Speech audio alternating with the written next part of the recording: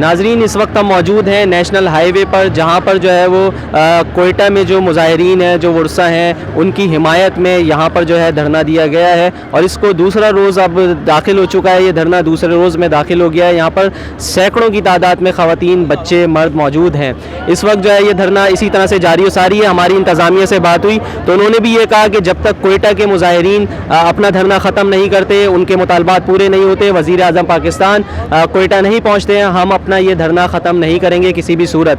انہوں نے اس بات کی بھی مذمت کی ہے کہ میڈیا کے اوپر، بالخصوص ARY اور سما کے اوپر جو ہے وہ غلط خبریں پھیلائی جا رہی ہیں، غلط پروپیگنڈا کیا جا رہا ہے کہ جیسے کہ کوئٹہ کا جو ہے وہ دھرنا ختم ہو گیا ہے۔